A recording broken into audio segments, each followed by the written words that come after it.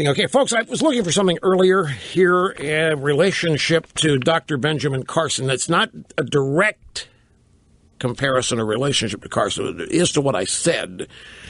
In playing the sound bites of Dr. Carson, particularly his soundbite explaining welfare and its destructive aspects, I made mention of the fact that it was offered in a simplicity that might actually make inroads with the low information crowd. It might actually, if they hear it, it might register with them.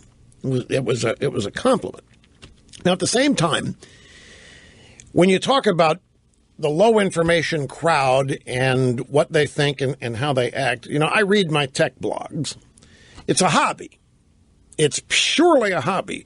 But in the process, as I have mentioned on previous occasions, it has now become a political education for me in terms of helping me to understand where millennials are when it comes to current political issues in the country and Republican branding and ultimately how to make inroads, how to get to these people to change their minds, because let's face it, we're all seeking ways to do that. All of us, one way or another, are trying to find ways, devise systems that would reach the low information voter and wake them up. So I have a story here. First story from thehill.com, the headline, GOP representative introduces bill to gut the EPA.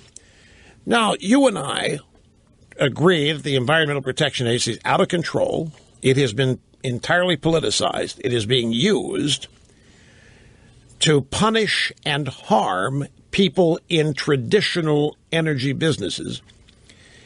And it's a totally destructive agency now, and environmental protection is the last thing that it's about. It is just like every other government cabinet level position. It's about promulgating and promoting a Democrat Party agenda and growing government.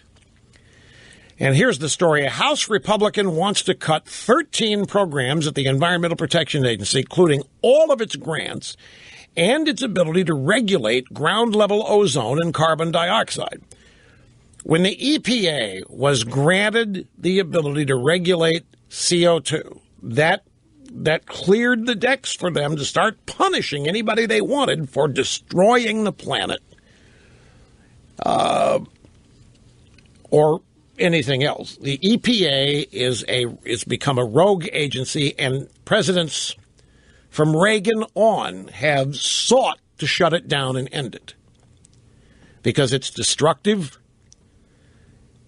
and it is punitive. It is an attack on free market economics. It will lead to economic stagnation. EPA is just a bad bunch of business.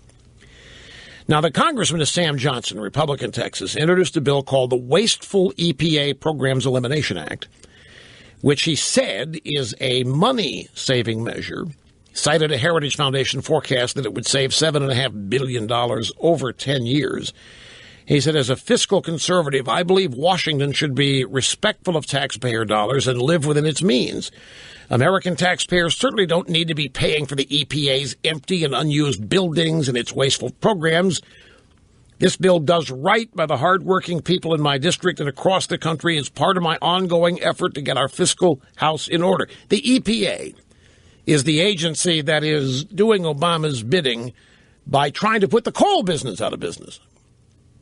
The EPA has freedom to enact whatever regulations they want without any of it going through Congress and actually becoming law.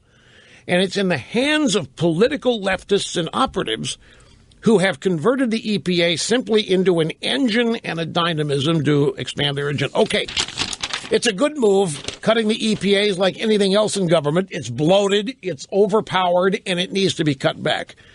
On one of my tech blogs, reporting on this, the headline, the Republicans' new budget proposal is a big middle finger to earth science.